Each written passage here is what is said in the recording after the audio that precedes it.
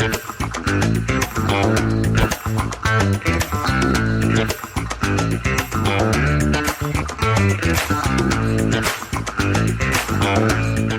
¿qué tal? Mi nombre es Ariel Novakovic. Estoy hace 3 años en Santander, hace 10 años que desarrollo.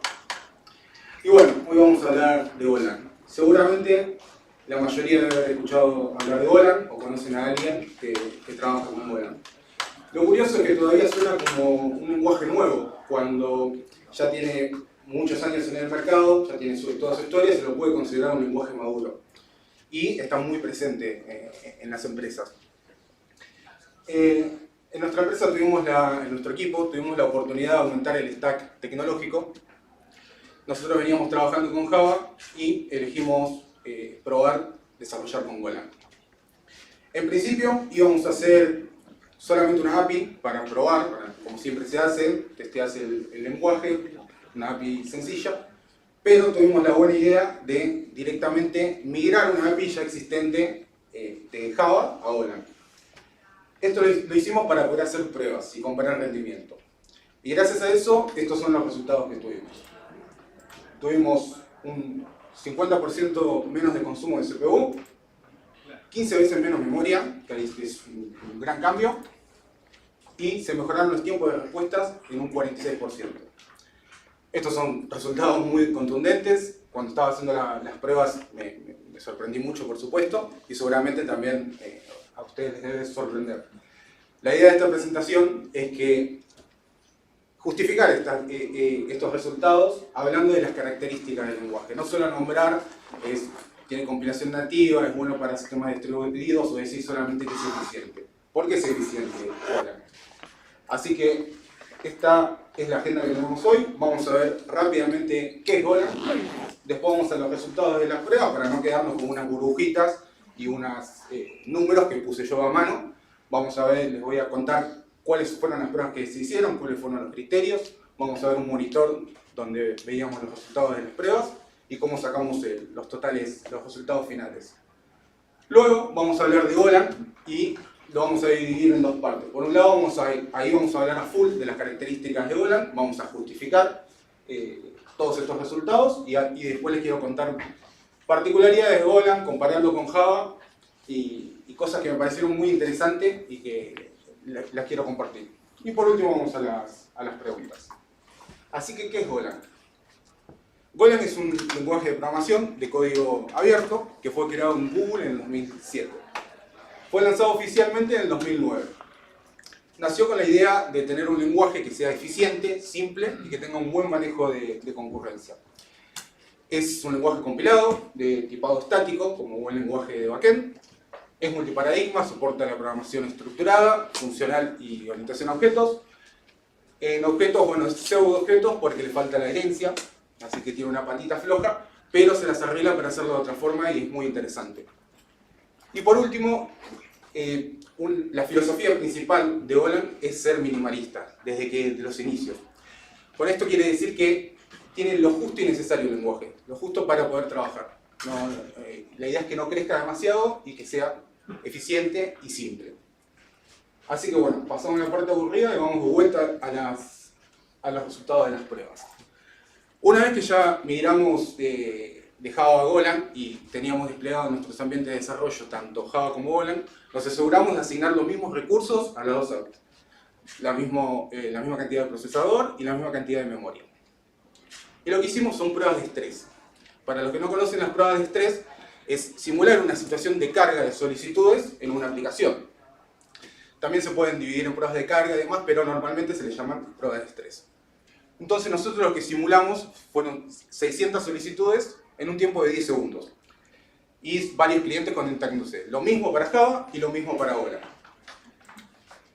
Y estos fueron los resultados de Golang. Acá lo que nos importa, este es el monitor donde veíamos los resultados de las pruebas. Tenemos 600 solicitudes. Tenemos 27 megas de consumo y de consumo de CPU. A nosotros lo que nos importa es la memoria del CPU. Esto no es lo que se consumió en esas 600 solicitudes, sino ya venía consumiendo unos 25 megas, 24 megas y se sumó unos megas más para responder a las solicitudes. Si lo comparamos con Java, tenemos 422 megas de consumo. Acá tenemos el 15% más de memoria de consumo y que ya vamos a ver a qué se debe. Y tenemos 50% más de consumo de CPU. Así que con estas pruebas vimos que Golang consume muchos menos recursos. De estas mismas pruebas de estrés, estas pruebas de carga, lo que podemos sacar también y analizar son los tiempos de respuesta. Acá tenemos los tiempos de respuesta tanto de Golang y de Java para las primeras pruebas. Acá, bueno, son un montón de datos, lo que nos importa a nosotros es el percentil 95. Para los que no conozcan, el concepto de percentil es un concepto de estadística que sirve para descartar los casos excepcionales. Supongamos que tenemos un aula de 10 alumnos donde 9 sacaron un 10 y 1 se sacó un 1. Si sacamos un promedio, nos va a dar un 9.1. Pero eso no refleja la realidad del aula. Quizás ese alumno faltó y no se tiene en cuenta, estamos sacando un promedio que no es real. Hay cierta excelencia. En un caso así, para sacar lo que es real, se toma el percentil 90 y serían 9 alumnos que tienen 10. Si no, le estamos bajando el promedio por un caso excepcional. Lo mismo aplicamos para este tipo de pruebas. Hicimos 600 solicitudes, estos acostumbran en pruebas de estrés de tomar el percentil 95. Entonces, de las 600, del 95% están bajo estos resultados. En esta prueba es un montón la diferencia, tenemos un 140% más rápido, por supuesto no nos quedamos solamente con esta prueba, hicimos más pruebas. Acá, bueno, algo más para agregar, del lado izquierdo tenemos el máximo y del lado derecho es el promedio, por si no se llega a ver bien. Pero bueno, hicimos más pruebas, muchas más pruebas, acá solamente ya estamos viendo el percentil 95, no vamos a ponernos a ver número por número, directamente vamos a ver cuáles fueron los resultados de la diferencia porcentual. Tenemos un 28% más, acá tenemos de vuelta un caso excepcional, y si vemos un poquito en Java, vemos que tenía un máximo de 105 milisegundos y 86 de promedio. Tenemos 72% más, 42, 45. Acá podemos aplicar el mismo criterio de percentiles, de descartar estos casos excepcionales, y digamos que esa prueba no la hicimos y sacamos un promedio de lo demás. Tenemos un 46% más rápido de tiempo de respuesta. Por supuesto, son pocas pruebas para decir que esto es exacto, se debería hacer muchas más, pero con estas pruebas nos podemos dar una idea de la diferencia de tiempo de respuesta y podemos decir que está entre un 30 y un 50% más rápido. Así que bueno, estos son los resultados y ahora se deben preguntar lo que vengo comentando desde el principio. ¿A qué se debe? ¿Cómo está construido Golang? ¿Qué es lo que tiene distinto de Java? Si las pruebas, la lógica, el código es prácticamente el mismo y lo que cambió es el lenguaje. Así que vamos a hablar de Golang. Vamos a hablar en dos etapas. Por un lado vamos a hablar de la eficiencia, donde lo vamos a dedicar a hablar de las características de Golang que dieron pie a estos resultados. Después vamos a hablar de las características generales, cosas que quiero compartir, que son interesantes del lenguaje y que me parece que está muy bueno charlarlo. Eficiencia. Lo primero es la compilación nativa. Este es lo principal. Ahí está. Esta es la característica principal que da un gran cambio del consumo de memoria en los tiempos de respuesta. Para hablar de lo que es la compilación nativa, vamos a hablar de cómo funciona Java. Java desde sus inicios utiliza y necesita una máquina virtual para ejecutarse. Esta máquina virtual se encarga de interpretar el código Java y ejecutarlo en cualquier plataforma. Esta es la famosa portabilidad que siempre tuvo Java, que no depende de la plataforma que tenés que ejecutarla.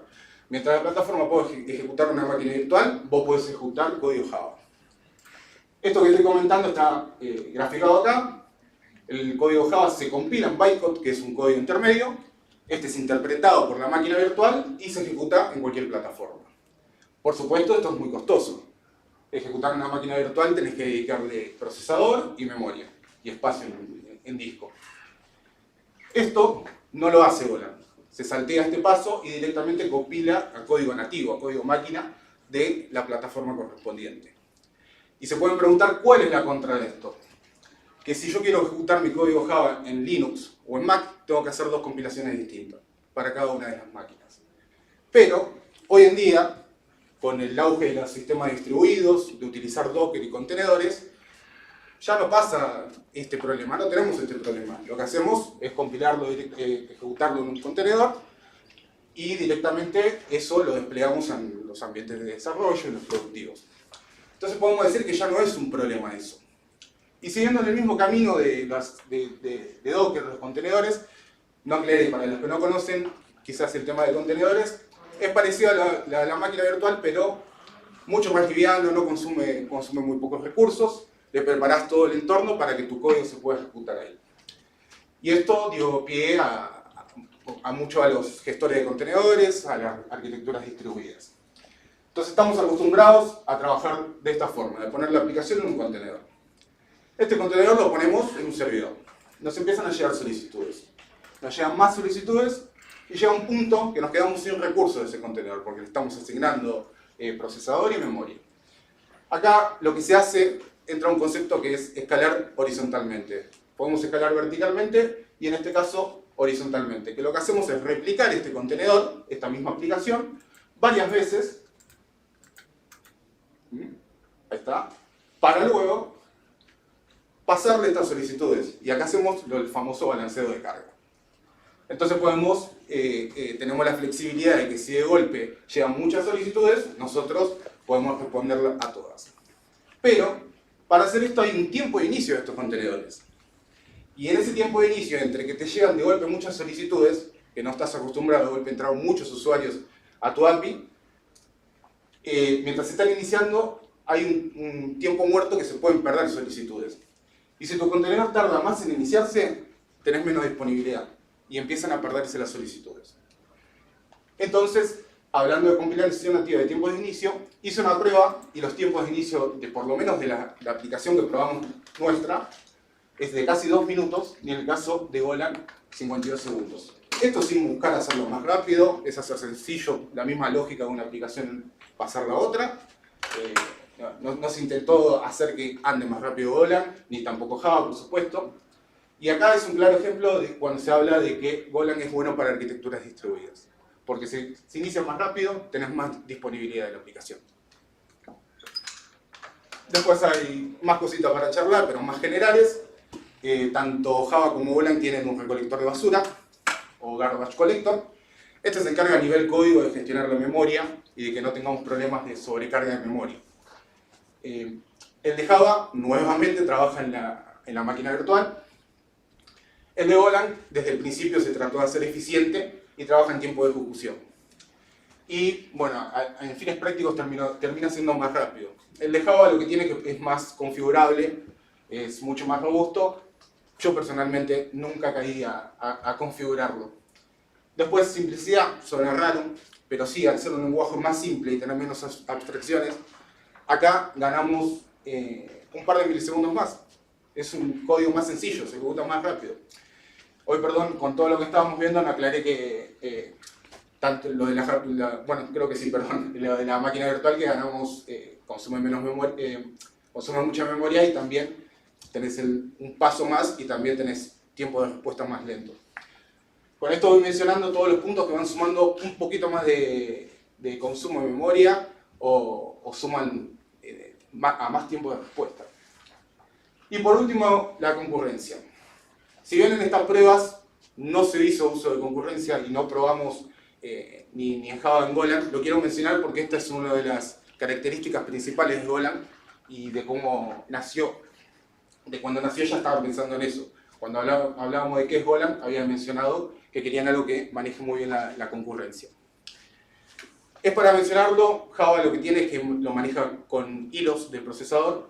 Golang desde el principio crearon las Go Routines, que son similares a los hilos, pero los gestiona, son muy ligeros y los gestiona Golang directamente. Y bueno, viendo esto, ahora ya vimos todos los resultados de las pruebas, justificamos las características de Golang que nos dan mayor eficiencia. Veamos características generales del lenguaje. Hoy mencioné que la filosofía del lenguaje es ser minimalista. Cuando empecé a investigar de Golang, lo primero que hice es entrar a la documentación oficial de Golang, empezar a entrar a blogs, ver tutoriales y demás. Y me encontré con la especificación del lenguaje. Para los que no conocen, todos los lenguajes de programación tienen una especificación, que básicamente es el manual de instrucciones del lenguaje. Y lo que me sorprendí fue las cantidades de páginas que tenía esta especificación. Y recordé haber visto la especificación de Java, y acá la tenemos, por ejemplo, y tiene unas 800 páginas. Después, si alguien desarrolla en Java, sabemos que no alcanza saber Java para desarrollar con Java. Se utiliza siempre, o por lo menos en el ecosistema web, lo que se utiliza son los frameworks. El framework más conocido es el Spring Framework, y es el que utilizamos nosotros. Así que podemos sumar también la especificación o la documentación de Spring Framework y tenemos unas 900 páginas más. Y después, ya que hablamos de la máquina virtual, que es bastante complejo su funcionamiento, podemos agregar la especificación de la máquina virtual. Por supuesto, esto es abrumador. Igual, si vas a aprender a desarrollar, no vas a ir a aprender de la especificación, es como ir a estudiar el diccionario. Es más que nada para ver algunas características de cómo está construido el lenguaje. Alguien podría decir, bueno, pero Java tiene mucho más años. Sí, es real. Pero Golang ya tiene 16 años y tiene 100 páginas de especificación. Así que ahí se ve reflejado que es la filosofía de ser minimalista y se intenta respetar. La gente también, los usuarios que utilizan Golang, también buscan esa filosofía y se respeta mucho a la comunidad a la hora de crear una nueva característica en el lenguaje. Seguramente si alguien utiliza Golang se van a encontrar con características de otros lenguajes que son comunes que no van a estar en Golang. Y puede ser que la extrañen, pero en la filosofía de Golang no son necesarias. Hablamos de frameworks. Primero diferenciemos cuál es el objetivo de una librería y de un framework. Una librería te resuelve un problema. Un framework es un kit de herramientas que resuelven X cantidad de problemas y que tiene una forma de trabajar. Uno se adecua a la forma de trabajar del framework. Golang no tiene frameworks, tiene librerías. Pueden llegar a encontrar una librería que le ponen de nombre framework, pero es más por costumbre.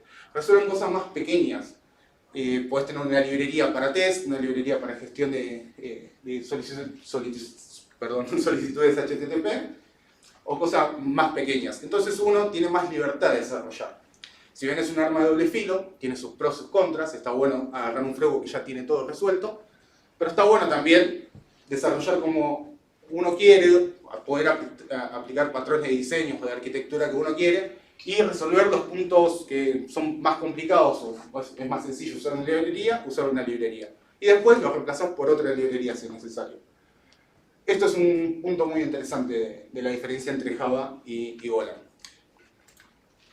Acá tenemos, por ejemplo, las diferencias que estábamos hablando entre un framework y una librería. Lo mismo, la aplicación se amolda al framework, vos tenés que saber utilizar el framework y, bueno, trabajás en la forma que te dice el framework. En cambio, cuando trabajas con librerías están al mismo nivel y son mucho más fáciles de reemplazar. No es lo mismo reemplazar un framework que una librería. HTTP Server integrado. Este título me quedó mal igual, pero después de haber visto la documentación, haber visto esto de las librerías sin framework, digo, bueno, tengo que hacer mi primer API. Así que tenía que levantar un servidor HTTP y quería una ruta que sea hola mundo, que me vuelva hola mundo, lo más sencillo del mundo. Lo que hacemos con cualquier lenguaje. Primero veamos un poquito de código de cómo sería, ya que hablamos de frameworks, cómo sería con Spring Framework. Los que sepan Java lo van a entender. Los que no sepan Java, igual los que saben programar, acá podemos ver que se está definiendo la ruta hola mundo y se vuelve hola mundo. Lo curioso es que si uno no sabe del lenguaje, acá vemos que no vemos en ningún lado que se levante un servidor HTTP. Vemos dos clases separadas que no se están comunicando. Acá entra bueno el concepto de las anotaciones de Java, que se aplica justamente a Spring Boot, a Spring Framework, donde se encarga automáticamente de todo eso. Literalmente arriba dice autoconfigurar.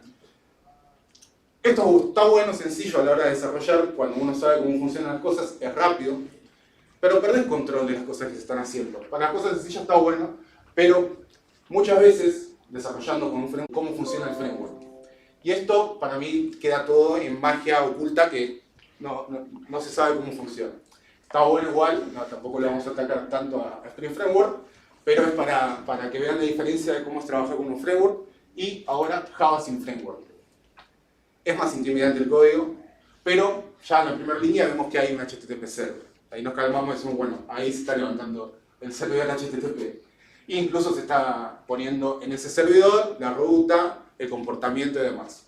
Aún así, aunque sea Java puro, entran muchos conceptos de programación orientada a objetos. Acá ya vemos una herencia, una clase, y también es medio raro tener que relacionar así la ejecución. Bueno, ¿por qué todo esto? Porque me sorprendí mucho cuando hice la prueba con Golang, de lo sencillo que es. Son dos librerías que se importan, una de formateo, otra de HTTP, y dos funciones y 4 sentencias. Si vemos la función de main, es muy sencillo. Se llama una función donde se define el hola mundo y el comportamiento de esa ruta. Y después se levanta el servidor HTTP en el puerto 8080, que tenemos funciones de orden superior. Estamos pasando una función como parámetro. No la ejecución, sino la definición de la función. Y esto es una característica principal de Golang porque se utiliza muchísimo. Esto se puede hacer también en Java, pero es más complicado. Acá, con que la función tenga el mismo tipo de entrada y de salida que la que espera la otra función, ya se puede hacer. Esto los que trabajan con TypeScript o JavaScript es más común, es más sencillo utilizarlo. Pero en Java es un poquito más complicado. Así que bueno, vimos un montón de cosas de la simplicidad, del usar framework, librerías. Hablemos de la curva de aprendizaje. En base a lo que estuvimos viendo, en mi experiencia, me parece que la curva de aprendizaje de Golang es mucho menor. Basándonos en el ejemplo anterior, podés levantar un servidor HTTP con 2 funciones. No tenés que saber un paradigma de objetos, profundizar demasiado en eso. No tenés que aprender un framework para utilizarlo. Desde lo más sencillo. Incluso, en nuestro sector, después de empezar a utilizar Golang, teníamos compañeros de mainframe que trabajaban con lenguajes más antiguos, querían actualizarse y tenían cierta resistencia al hacerlo con Java. Pero en cambio con Golang, justamente con el ejemplo que vimos, son 2 funciones y al tener vos el control de lo que haces, es más sencillo. Es feo desarrollar sin saber lo que está pasando por atrás. Te dicen, bueno, ponele esta anotación arriba de la clase que ya te lo resuelve todo. Y dice, pero ¿qué está pasando atrás? ¿Qué concepto se está aplicando? Entonces, considero que la curva de aprendizaje, y en este caso que les estoy contando, se está viendo que es más sencilla, es más baja. Y por último, manejo de errores. Acá nos vamos un poquito de la línea en la que veníamos. Esta sección, o esta parte, la quiero contar por 2 razones. Una, porque me llamó muchísimo la atención cómo manejan los errores Golang. Y la otra es porque para explicar el manejo de errores hay que explicar una característica principal de Golang, que personalmente no la vi en otro lenguaje, hay algo parecido, pero es interesante. Pero bueno, hablemos de lo conocido. Excepciones, manejo de errores por excepciones. Las excepciones fueron popularizadas por Java, después varios lenguajes como PHP, C# lo fueron utilizando. Para los que no conocen, las excepciones son palabras reservadas en el código, ya vienen integradas en el código, donde uno puede generar un bloque de código, por ejemplo el bloque de try, que sería intentar, que cualquier código que falle dentro de ese bloque, que el código que pones en ese bloque puede fallar, siempre pones lo que puede fallar. Capaz que no, capaz que sí. Y por otro lado tenés que tener un bloque de atrapar, de catch, donde en caso de que falle, tomas una acción. Es muy sencillo, lo tenemos en todos los lenguajes. Lo curioso es que, o en muchos lenguajes, perdón, nunca me puse a pensar por qué se hizo así. Y cuando me encontré con Golang leyendo código que no entendía, encontré que él maneja los errores de manera distinta. No los hace por excepciones, la definición sería los hace por valor. ¿Y a qué nos referimos por valor? El error lo pone en una variable. Pero para poder realizarlo, y acá seguramente a más de uno le puede llamar la atención, que tenemos una asignación, en una asignación, del lado izquierdo tenemos 2 variables. Del lado derecho la ejecución de una función. Estamos acostumbrados a que las funciones reciban cualquier cantidad de parámetros y devuelvan uno o ninguno. En el caso de Golang, las funciones pueden devolver cualquier cantidad de parámetros. Este concepto lo pueden llegar a relacionar algunos como en Kotlin con las tuplas, creo que en Python también. Acá tenemos un ejemplo de una función dividir que recibe el parámetro a y b, que son enteros, que esas son características de la sintaxis, y el tipo de retorno se pone del lado derecho. Acá lo podemos confundir con una tupla. Una tupla es una relación entre dos valores, pero van juntos y uno después explícitamente tiene que tomar cada uno de los valores.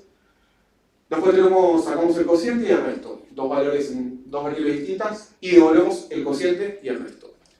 Siempre, si devolvés en la firma de la función, los tipos de datos de salida son 2, tenés que devolver 2. Y lo mismo a la hora de llamarlo, tenés que guardarlo en algún lado. Después hay alguna forma de cambiar ciertas cosas, pero el concepto es ese. Y acá tenemos 2, pueden ser 3, 4 o 5. Lo curioso es que gracias a esta característica del lenguaje pudieron desarrollar una forma de gestionar los errores. Si vemos, por ejemplo, cómo podría ser esta función acción, devuelve o un entero o un error. Supongamos que este dato tiene un atributo valor. Si es menor a 0, devolvemos un error, devolvemos 0 por un lado y por el otro lado un error que es negativo. Si no seguimos, lo multiplicamos por 2 y devolvemos el resultado. Y en este caso, la parte que le llamo atención, otra cosa más, que es nil. Básicamente es null, no hay mucha vuelta. No sé si en Ruby o en Scala también se aplicaba lo mismo. Pero bueno, siempre se devuelven dos valores. Y lo mismo al llamarlo. Y lo que hacemos en esta función, pero acá se va a ver en esta sentencia, es si hay error, devolvemos el error, imprimimos el error, y si no, devolvemos el resultado. Esto es raro, es distinto a lo que estamos acostumbrados. Quizás alguno podría pensar que es raro tener que hacer un if cada vez que haces una acción. Y sí, queda feo al principio. Pero ¿dónde está el beneficio? Supongamos que esta acción tiene 3 pasos. Se puede ver en situaciones más complejas. Supongamos que acción son 3 pasos. Validar, procesar y guardar. Cada una de estas funciones tiene una excepción distinta. Entonces tenemos un bloque de catch para cada una de estas excepciones. ¿Sí? Y bueno, por otro lado tenemos el de Golang, que ahí ya vemos que es medio feo, parece código repetido, ¿no? Si uno ve que todo el tiempo if y lo mismo. Pero si empezamos a analizar el flujo, y lo hacemos rápidamente, cuando validamos y tiramos un error, saltamos al catch, 4 líneas más abajo. Si no, seguimos, procesamos y saltamos de vuelta al catch. Lo mismo con guardar, si falló el guardado, de vuelta a otro bloque más, unas pares de líneas más. Esto encima lo vemos el ejemplo de una sola estado de validar código, de que salte de una clase a otra, depende de cómo esté construido y la cantidad de excepciones que haya. Y es difícil seguir saltando de todo un montón de líneas de código. En cambio, cuando uno analiza el flujo del manejo de errores de Golang, se ejecuta de una forma más natural, más lineal. Se valida el dato. Si hay error, se retorna. Parece todo repetido de vuelta, pero es más natural. Tenemos una función, devuelve un valor o un error. Otra función, devuelve un valor o un error. Y esto es algo implícito, pero es la forma en que uno piensa el flujo de la aplicación. Todas las aplicaciones tenemos la gestión de errores. Por eso quería compartir esto, porque yo considero que sabiendo el manejo de errores de Golang y la característica de que puede devolver múltiples variables, ya pueden leer un 80% del código Golang. Es la base de Golang. Y por eso quería salir de la línea que veníamos y comentarles esto. Así que conclusiones. Gestiona mejor los recursos, gasta menos recursos, mejoramos los tiempos de respuesta, hablamos mucho de la simplicidad del lenguaje, vimos ejemplos y lo comparamos con Java. Vimos que es bueno para sistemas distribuidos gracias a la eficiencia que tiene y los tiempos de inicio. Y vimos que tiene una buena curva de aprendizaje. Y acá, claro, de vuelta al tema de las coroutines, porque si bien no le hablamos mucho, eso llevaría mucho tiempo, es una característica importante que incluso podría mejorar más los resultados. Pero bueno, viendo todo esto, capaz que son todas cosas buenas y pueden preguntar por qué no dejamos usar Java y pasamos todo a Golang y listo. Y no es el punto de eso. Los lenguajes todos tienen sus pros y sus contras y son útiles para distintas situaciones. Pero nosotros, gracias a hacer esta investigación y tener estos resultados, tenemos un criterio a la hora de tomar la decisión de qué lenguaje usar, de si Java o Golang. Es muy fácil distinguir entre un lenguaje de front y de backend, pero entre el lenguaje de backend es un poco más complicado de saber cuál usar. Por lo general está más dirigido por la tecnología que se usa en la empresa o la tecnología del equipo, el stack del equipo. Y no hay mucha más cintura para eso. Después, si alguien se interesa en hacer una investigación o probar Golang, les recomendaría que tomen el mismo camino de migrar algo que ya tengan. Porque si hacen una API pequeña de prueba, seguramente termina en el sótano y no se usa más. Y después, cuando llega la situación en que es buen candidato Golang a utilizar, quizás lo puedes presentar a tus líderes o tu equipo, te van a decir, no lo vamos a usar porque no tenemos justificación para usarlo. Te dijeron que es más rápido, lo vi en una presentación en Santander, y no tiene justificación.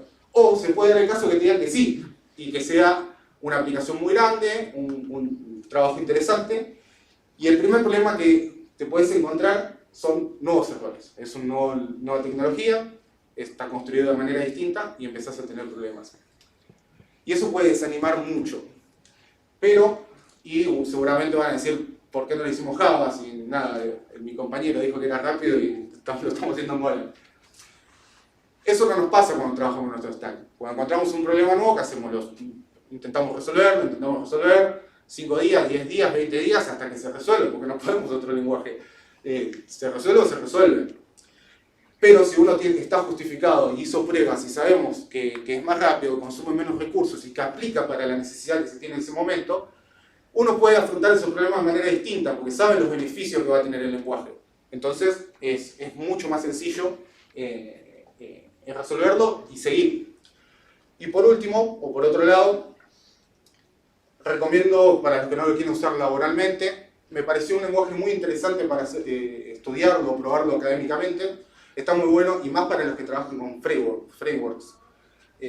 Salir de esa burbuja de trabajar de todo resuelto, de golpe a remangarse y enchufar cables y empezar a recordar toda la teoría que tenemos de cómo funciona un framework por atrás, con inversión de control, toda la parte de inyección de independencia que prácticamente te lo hace solo, y empezar a hacerlo vos nuevamente, está buenísimo para refrescar o para aprender nuevos conceptos. Y eso sería todo. También les quería, como último, le quiero dar las gracias también a Carolina Bebero y a Nico Graciati, que son mis líderes y que me dieron la oportunidad y la vía libre de investigar y darle para adelante. Y bueno, por último, si alguien tiene alguna consulta, primero muchas gracias a todos y si tienen alguna consulta, bueno, espero poder responderla. Nada, yo te iba a decir que muchas cosas que presenta un framework las puedes abstraer a Golang sin mucho problema. Por ejemplo, yo trabajo con Spring Boot y hay una herramienta de manejo de excepciones donde en vez de tener que usar un try catch directamente throw o una excepción, y el mismo framework se encarga de devolverte un bad request o algo por el estilo. Y con Golang puedes hacer algo parecido, en vez de tener tanto if, nil, if, error, distinto nil, puedes abstraerlo a funciones donde yo le mandaba el error y ahí dentro de la función if, error, distinto nil, perdón, if, error, igual en... No, sí, distinto nil, sí. Te enviaba un 400 o un 404. Entonces uno al principio piensa que los errores son como algo torpe, pero los puedes abstraer a funciones que, nada, es bastante simple. Sí, por supuesto. Sí, de hecho nosotros también intentamos mejorar eso y usamos ya estructuras de errores preparadas, customizadas nuestras, como decís vos, que automáticamente después la transformamos en una respuesta HTTP, para no estar repitiendo todo el tiempo eso. Igual no sé si va por ahí lo que decías, pero es interesante. Si querés después podemos charlarlo bien, a ver cuál sería la herramienta, que es una librería. No, así no, es una forma de desarrollar. Sí. Bueno, eso es lo que está bueno de Golang, esas cosas me parece interesante.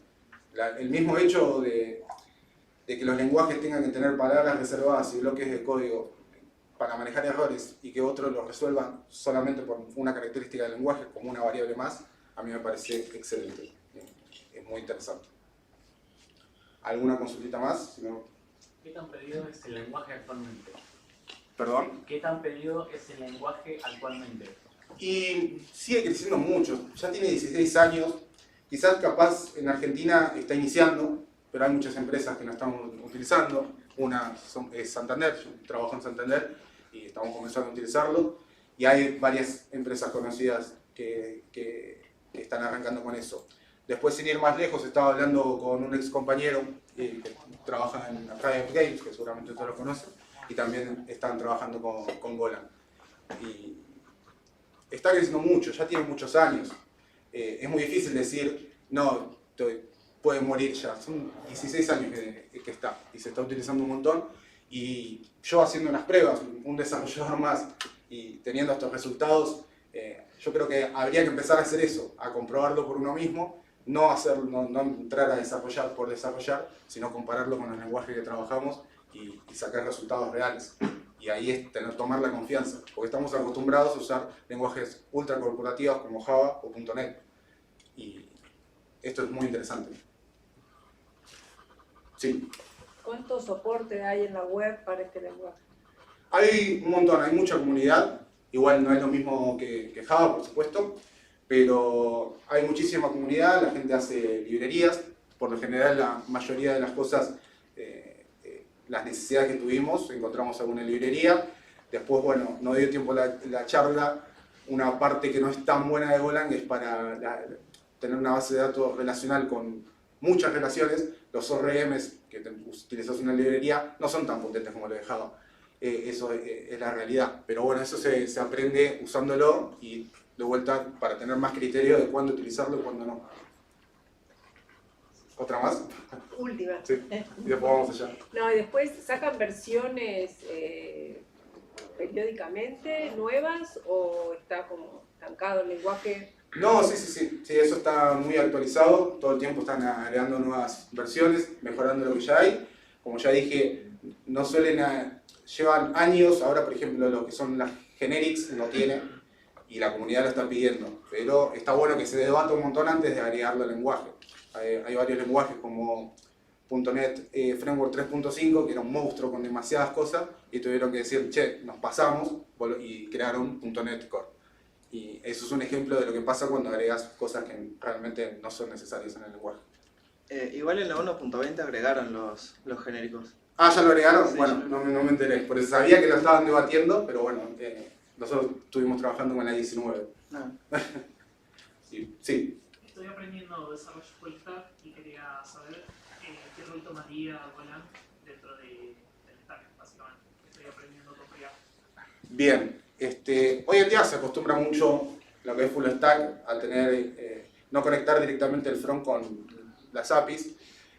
Podría usarse como un BFF, como un backend dedicado totalmente al frontend. No sé si lo recomendaría tanto, pero tampoco recomendaría tanto usar Java hoy en día para un BFF. Es más, quizás usar Node para que tenga cierta relación con lo que se trabaja en el front. Pero sí se puede utilizar. Es un lenguaje full backend. Con los ejemplos que vimos, ya nació con el HTTP acá abajo del brazo y está bueno. Se puede usar también, pero está bueno para aprenderlo igual. Eso sin dudas. A mí me parece un lenguaje excelente para aprender un montón de cosas nuevas. ¿Alguien más? Bueno, si no hay más preguntas, muchas gracias. Muchas gracias a todos.